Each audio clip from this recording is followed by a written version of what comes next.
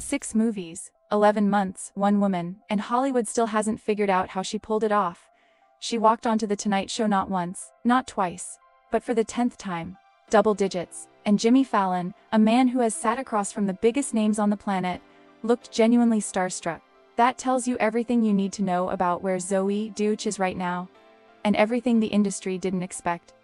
Because 3 years ago, people were still asking, Zoey who? And now she's sitting on top of the Netflix charts, stacking blockbuster theatrical releases back to back, and somehow making it all look effortless. But here's the thing nobody is talking about. The real story isn't just the movies.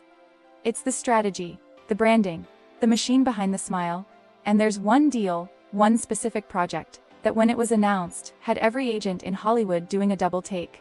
Stay with us, because by the end of this video, you're going to understand exactly how Zoey Deutch went from the facelift girl from Fallon to the most quietly dominant actress working in Hollywood right now. Let's start at the very beginning of this particular evening, because it matters more than you think.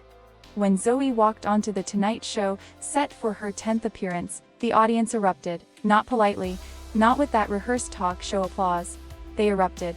And the first thing Jimmy Fallon said wasn't about a movie. It wasn't a scripted intro, it was simply, this is your 10th appearance.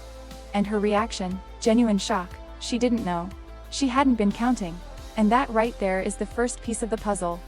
Most celebrities at her level know exactly how many times they've been on Fallon. They track it. Their publicists track it. It's currency, it's leverage. But Zoey Deutch didn't know. And that kind of unawareness, real or performed, is incredibly rare in this industry. It's either the mark of someone so confident they've stopped counting, or someone so busy working that they genuinely lost track. Based on everything that came out in that interview, it's the latter.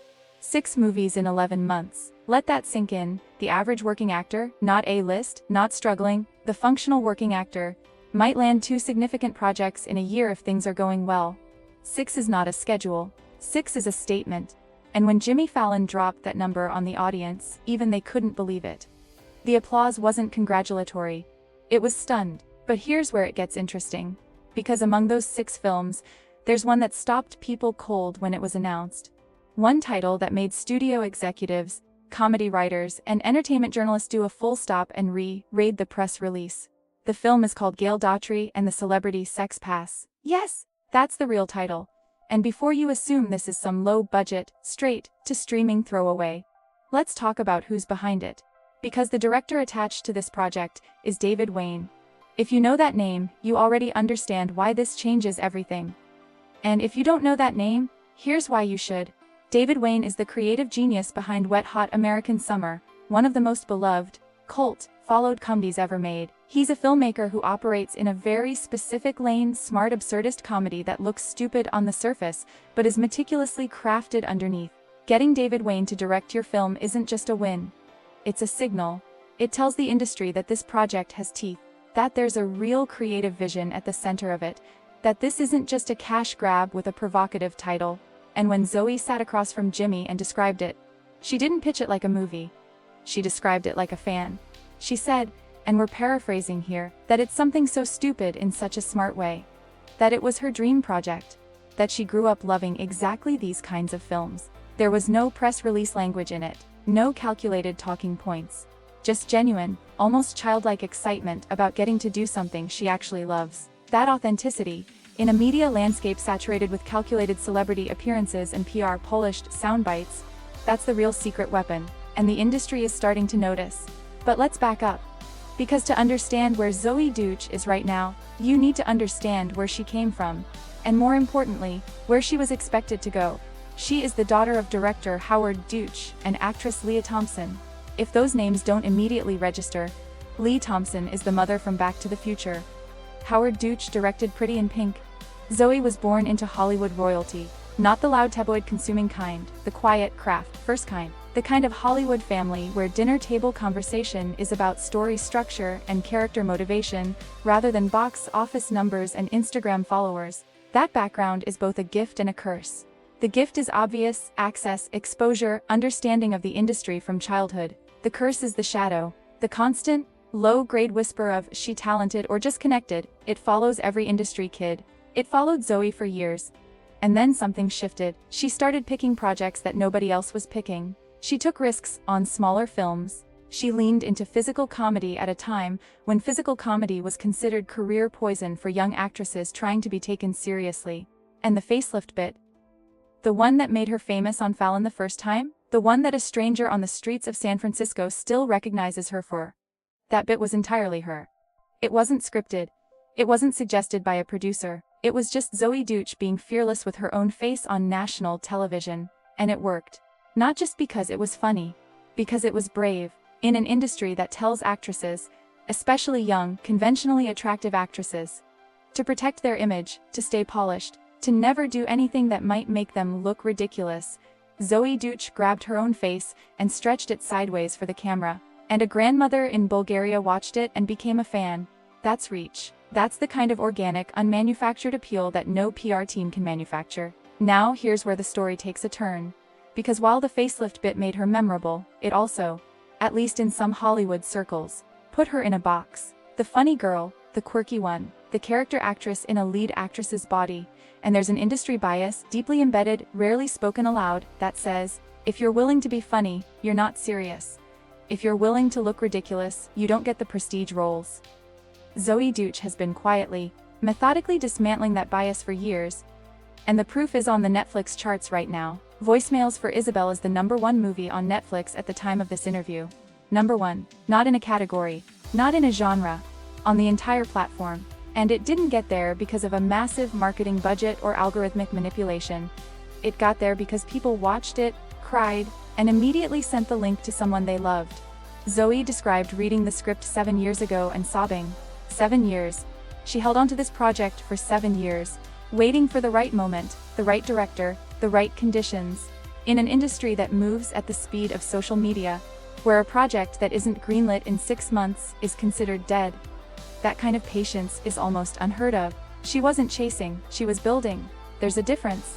And the director she was waiting for was Leah McKendrick, who wrote what Zoey called a really romantic and funny, but just emotional sister love story. The word choice matters here.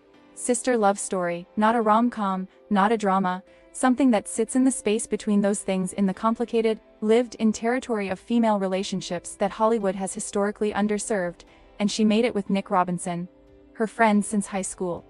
Again, not a calculated casting choice, not a studio mandate, a relationship built over years, brought onto a project because the chemistry was real and the trust was already there. This is the pattern, if you're paying attention. Every decision Zoey Deutch makes looks organic because it is organic. But the results are anything but accidental. Now let's talk about the moment in the interview that quietly revealed more about her industry position than anything else she said. The hot air balloon story. On the first day of filming Gail, Daughtry, and the Celebrity Sex Pass, Zoey's first scene was in a hot air balloon with Jon Hamm. First day. First scene. Hot air balloon. Hundreds of feet in the air, with one of the most magnetic and intimidating screen presences in modern Hollywood. And what did Jon Hamm do? He got on the phone. Not to be rude, not to dismiss her. He was recording a segment for Amy Poehler's podcast. But Zoey didn't know that. She just stood there, suspended in the air, a few feet from Jon Hamm, not wanting to interrupt because, and this is the quote that matters, it must be important. That humility, that instinct to give space rather than demand attention, in an industry built on ego and hierarchy, and who gets the bigger trailer, that instinct is rare, and it's the same instinct that leads to the fun fact about penguins. When Jimmy Fallon said he loved fun facts, Zoey immediately offered one. A group of penguins is called a waddle. Completely random, completely off script. And then she caught herself and said it had nothing to do with anything. And then she pivoted to the actual fun fact she wanted to share. That 100% of the people she's been in a hot air balloon with are in Top Gun. Jon Hamm, Glenn Powell. The connection is real, the joke is real, and the audience loved it. But here's what that moment actually revealed. Zoey Deutch is now operating in a social circle that includes the cast of Top Gun. That's not just a fun fact. That's a map of her industry altitude. Those are the people she's doing first scenes with. Those are the people she's sharing aerial experiences with. That's the tier she's operating in. And she's talking about it like it's slightly absurd and very funny, which is exactly the right way to talk about it. And then there's the Minions. Minions and Monsters is in theaters July 1st. She plays a character named Debbie. And when she talked about this project, something interesting happened. The register completely changed. The deadpan wit, the dry self-awareness, the almost reluctant cool of the rest of the interview. All of it dissolved. And what was left was someone who dressed up in a full Minion costume to attend the screening and then walked the streets of New York in it, feeling like she fit in better than she did at the actual event. She invented the word, Menema, Minions plus cinema, on live television. She described the film as genuinely beautiful and emotionally resonant, while also being about yellow cartoon characters who become movie stars and fight monsters. And she said it with complete sincerity. No irony, no distance. Just a woman who genuinely, deeply, unironically loves Minions. And that's the final piece of the puzzle, because here's what the industry hasn't fully reckoned with yet. Zoey Deutch has managed to be simultaneously cool and earnest. She can be in a prestige emotional drama that hits #1 on Netflix, and she can be in an animated Minions movie, and she can be in a comedic film with a title that makes people do a double take. And none of it feels like a contradiction. None of it feels like a miscalculation. It all feels like the same person making genuine choices based on what she actually wants to do. That is extraordinarily difficult to pull off. Most actors at her level have to choose a lane: drama or comedy, prestige or commercial, awards or franchise. Zoey Deutch seems to be ignoring the lane markers entirely. And the results? 6 movies in 11 months, a #1 on Netflix, a theatrical comedy from Wain, an animated blockbuster from Illumination, and a 10th appearance on The Tonight Show, suggest she's not just getting away with it. She's winning. But here's the question that nobody in Hollywood is asking out loud yet. The question that the numbers are starting to force into the room. Is Zoey Deutch the most strategically underestimated actress of her generation? Or is she something rarer? Is she someone who genuinely doesn't have a strategy at all, and is succeeding purely on instinct, taste, and timing? Because those are two very different things. And the industry treats them very differently. One can be replicated, packaged, and sold. The other cannot. What's your take? Is Zoey Deutch playing a long game that nobody else has figured out yet? Or is she just someone who loves her work so much that the success is almost a byproduct? Drop your answer in the comments. We read every single one. And if you want more breakdowns like this, the real stories behind the career moves, the creative risks, the industry dynamics that don't make the headlines, subscribe to Snap Craze Hub right now. Hit the bell, because we're just getting started, and the next one is even bigger.